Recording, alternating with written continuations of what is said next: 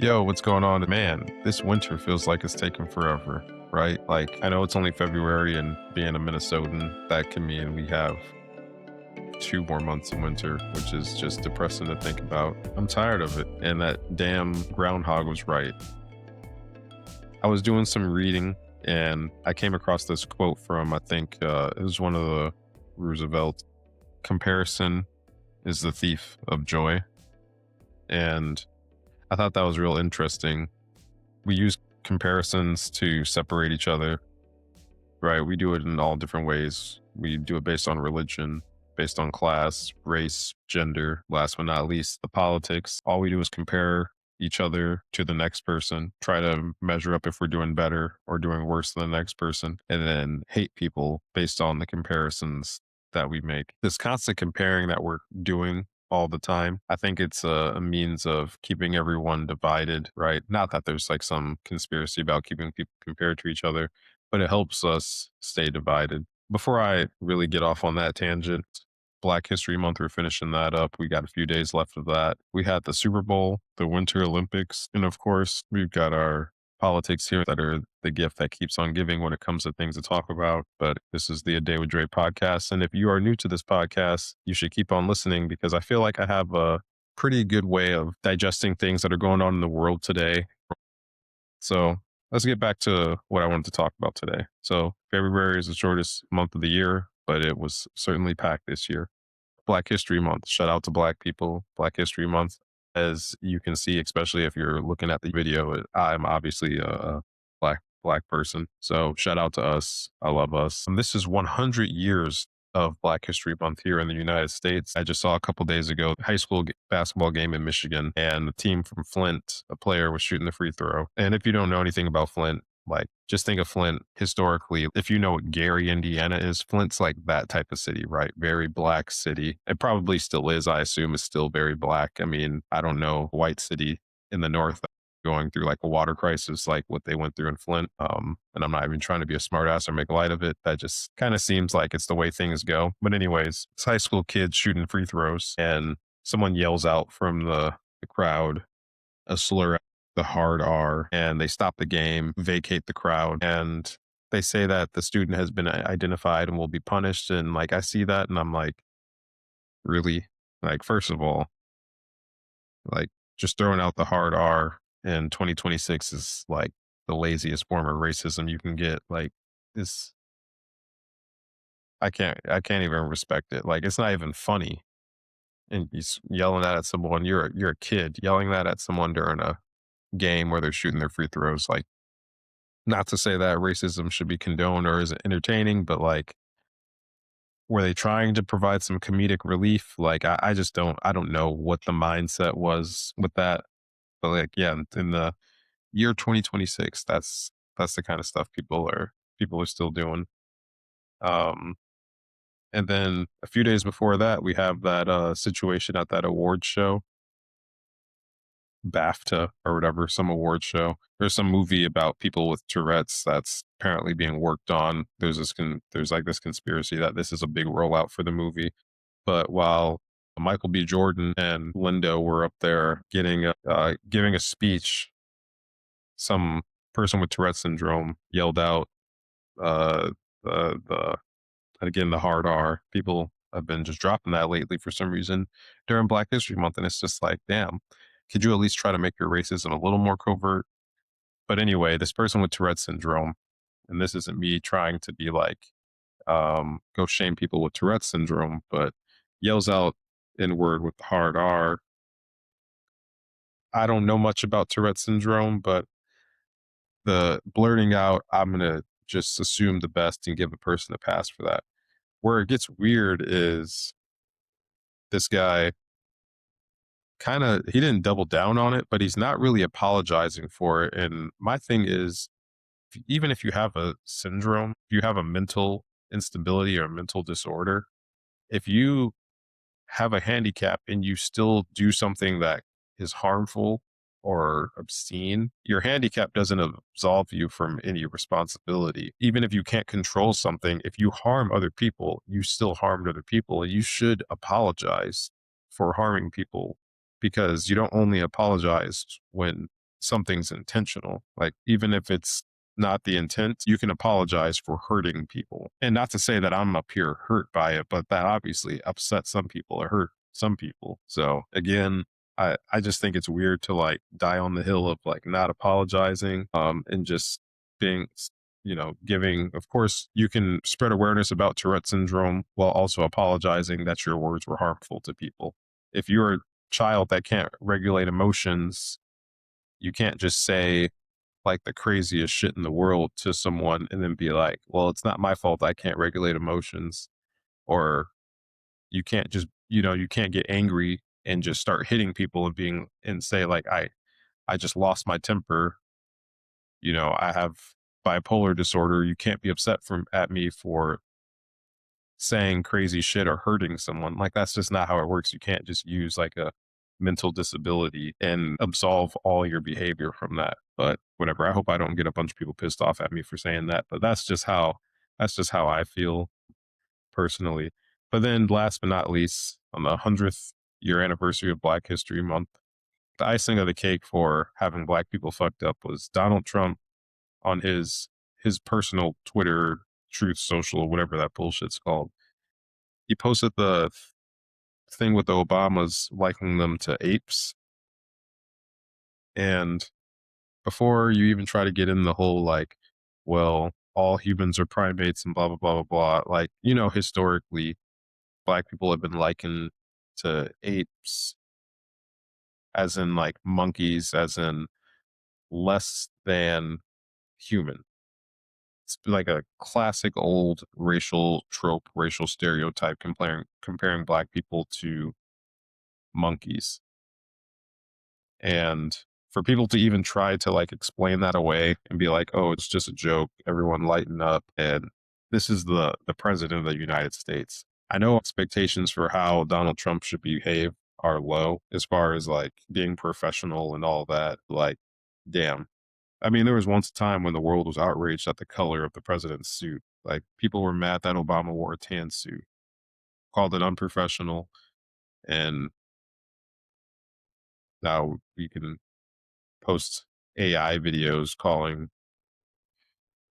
people apes, and during Black History Month at that. It's just like, damn, you couldn't pick a worse time to post like some racist shit.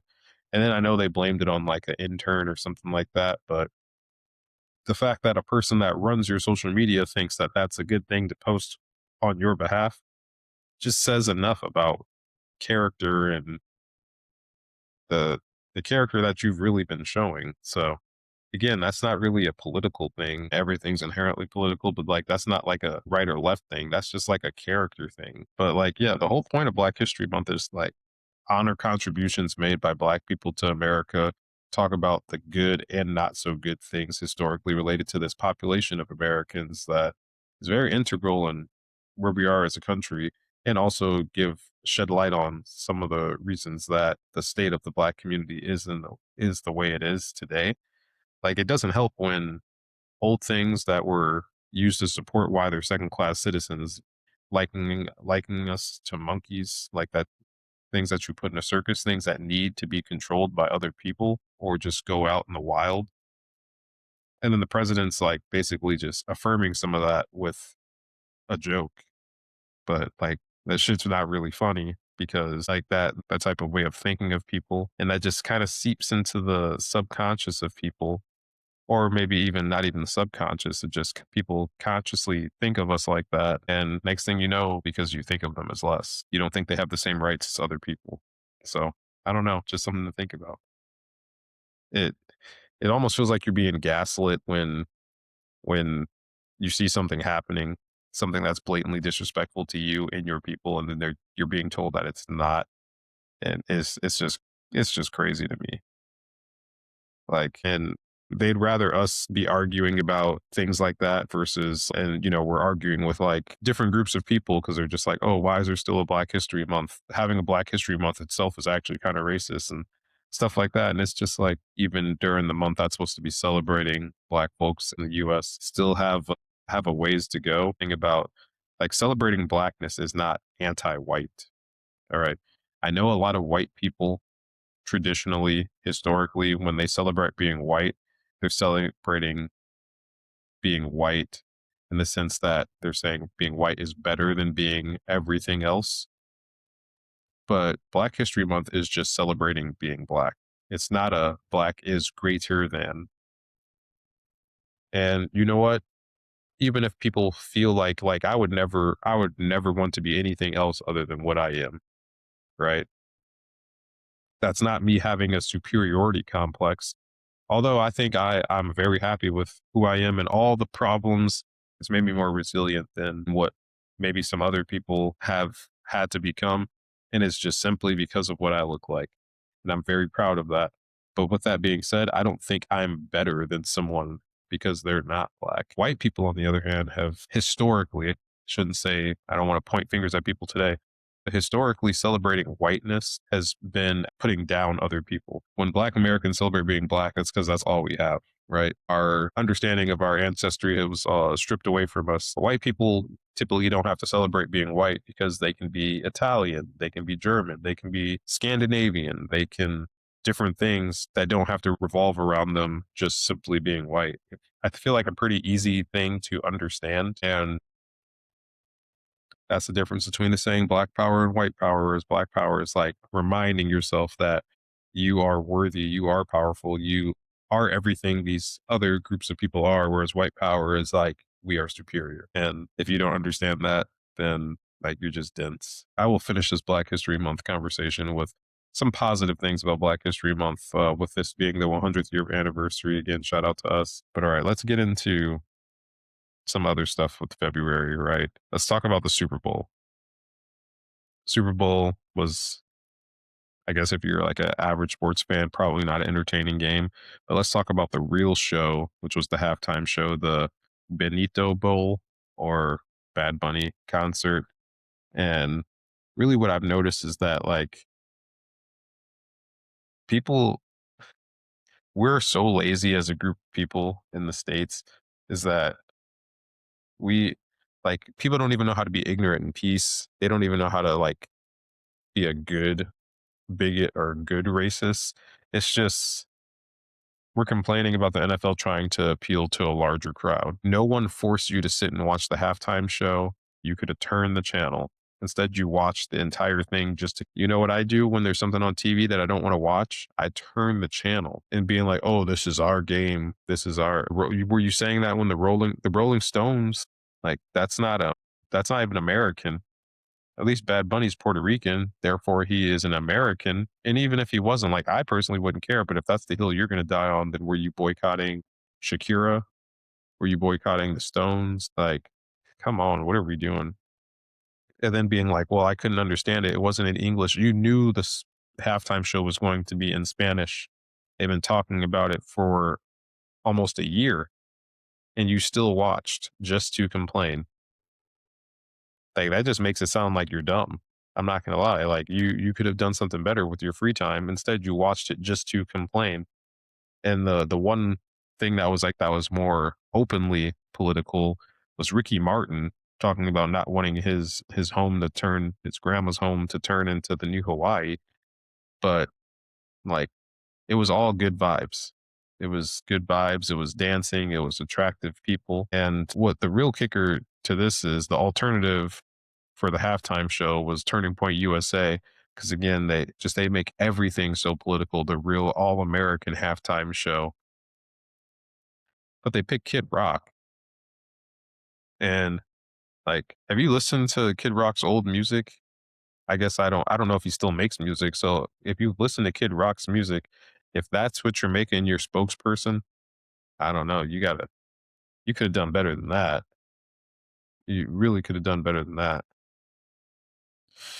And I I I don't know. Like those same people probably will sit there and do the Macarena or something like that. And I don't know a single one of those words, but I know like every white wedding I've been to, I shouldn't say everyone, but that's like a common song I've heard at like school dances, weddings, stuff like that.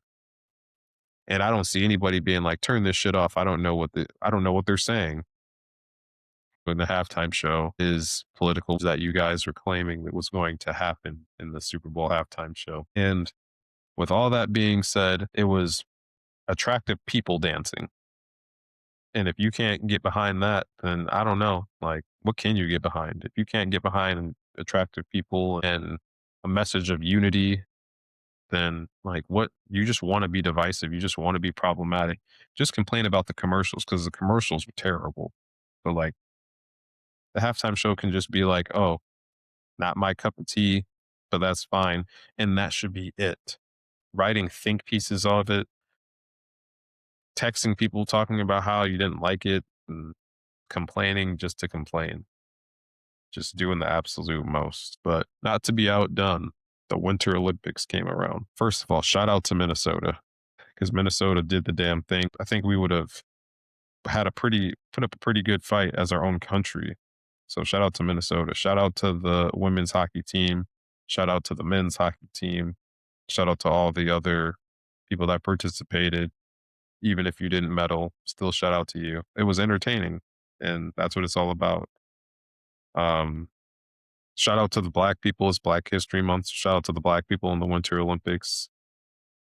I always enjoy seeing black people in a place that's typically had barriers. Not that winter sports are inherently. I mean, I'm sure if I did some more research, you would find out that they're inherently racist, but they're like kind of systemically keep black people out of it by the cost of entry to things. Because typically speaking, from the American point of view, black people are worse off financially, and that provides a barrier to some of these winter sports that are very status driven. But isn't it crazy? Like in America in 2026 in athletics, we're still having first black. Like, not to go in on these like old tropes that exist, but black people kind of have had the sports on lock for a minute now. So it's just like amazing to me to still hear like first black this, first black that in 2026 in American athletics. Um, like there's a lot of room to be done from that standpoint, but like actual on the field or however on the ice, I guess kind of surprising. I know we make a minority of the population, but typically athletically, we are very, very well represented. If you had to do a Winter Olympic game, what would be your game? For me, it would be none of them. I guess bobsledding, because everything else can't really skate very well. I'm from Minneapolis. I wouldn't really call myself a Minnesotan. Speaking of being on the ice, shout out to the hockey teams once again. Both won in overtime, sudden death walk offs against Canada. I'm not gonna lie, it had me hyped watching it. It's like I was tapped in. Um, but I have a question. How do we feel about the president calling the men's team? If you're listening to this, you probably don't feel good about it. Um, Surprisingly, my position is separate the person from politics in this situation. I'm just saying, like the president calling is kind of cool. Like if I won a gold medal against the arch nemesis team, and then the president called to congratulate. That'd be pretty dope. I can't even lie. Like, that's me trying to be as open minded about it as possible. Now, of course, he had to make his joke about bringing them to the State of the Union and being like, oh, I also have to invite the women. Otherwise, I might get impeached if I don't do that. The outrage about that comment, now I understand it's Donald Trump. He doesn't have the best history with making locker room jokes about women, just history about women, period. But the situation in a vacuum, like, I don't think it's think piece worthy. Like, he's just dumb. And I don't think, in the heat of the moment, people are celebrating, drinking in the locker room. I think automatically being like, if you chuckled at the president trying to make a joke, that means you're a bigot, a racist, a MAGA supporter. Like, I thought that was kind of nuts. Like, that was where so many people's minds just went so fast. And I think in the heat of those moments, especially people that haven't been in a situation like that, like competing, winning something, your emotions are so it's like out of control. So it just kind of is like a, even if it's an awkward laugh, like, I don't know. I just don't want people to take away that moment. Like the women deserved better, but you don't have to shit on the men because of that. That the men weren't trying to, the men weren't representing the patriarchy in that moment. They're just like, a lot of them are like kids. They were just celebrating winning the gold medal over a team that everyone thought they would lose to. And they were the first team to do it in 40 something years, from the almost 50 years from the men's standpoint. So like, I just think it's okay to let them have that moment, and them laughing isn't a partisan thing. It's it's not an endorsement of Donald Trump, the president.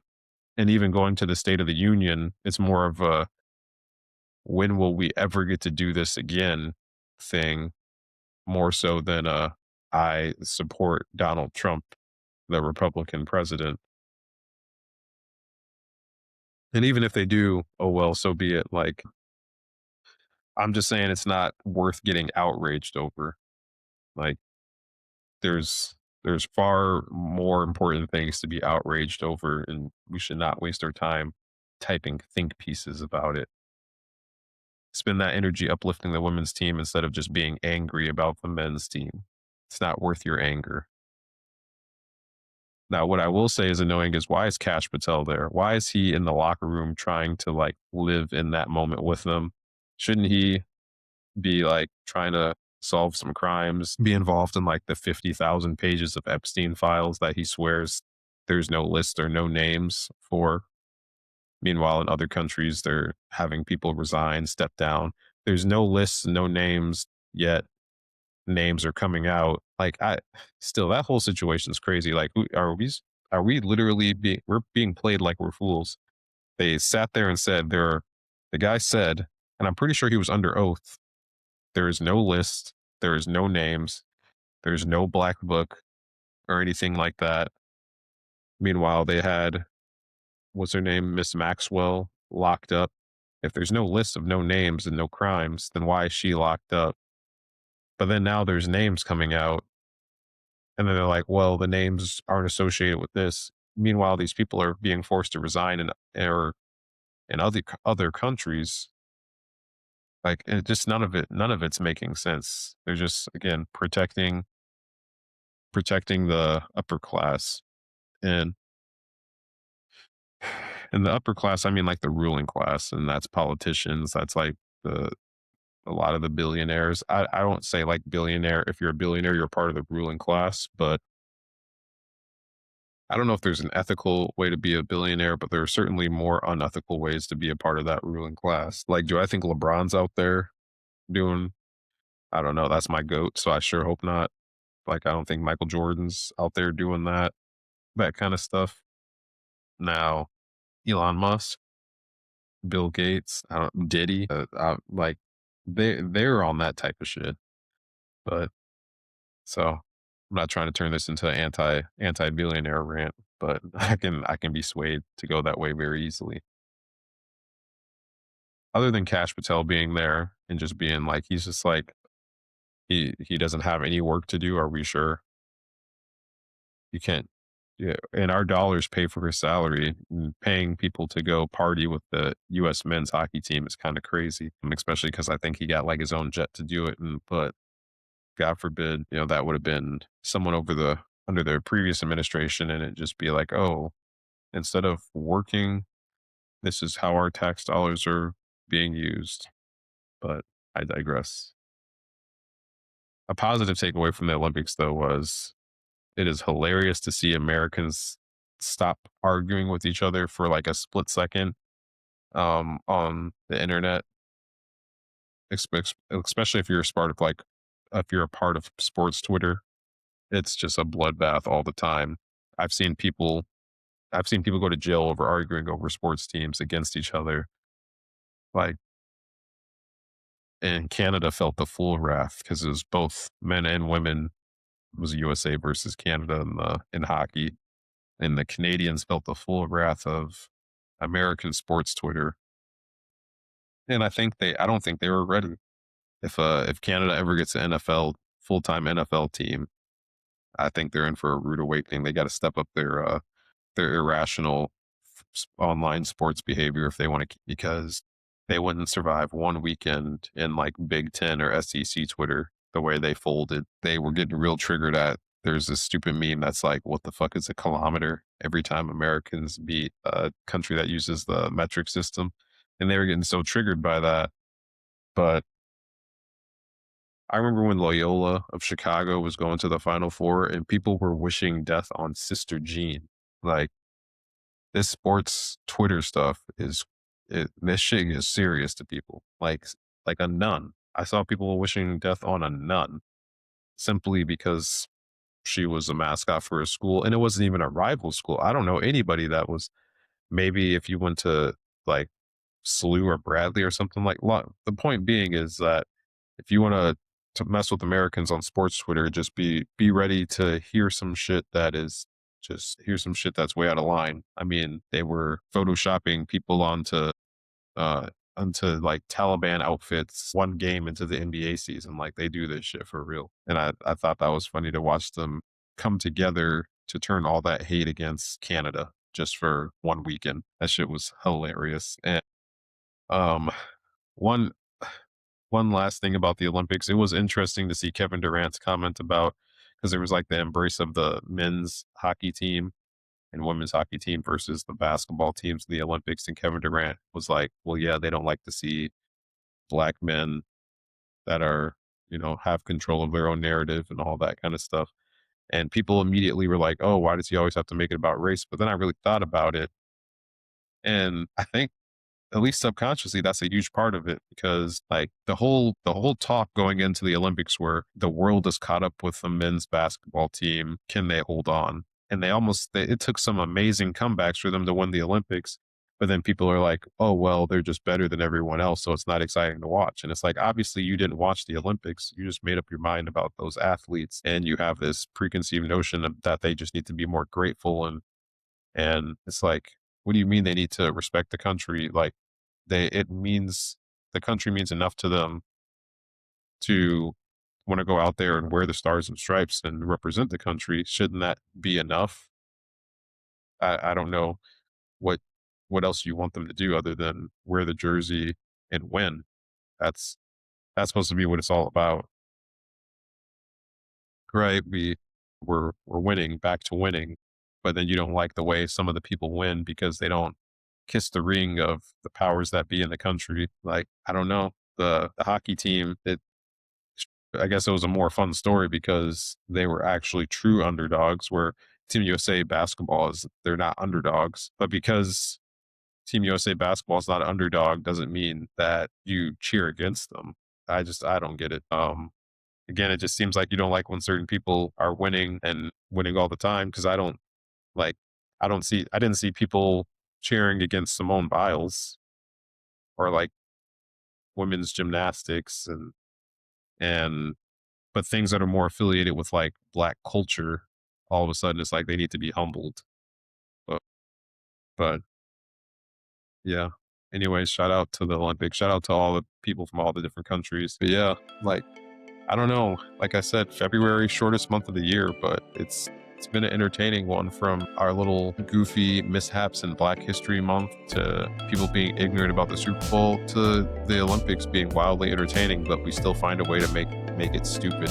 And America's gonna America. If we do well at the Olympics as a country, we socially embarrass ourselves. Ultimately, it's just the gift that keeps on giving. It's always something happening to make some content from.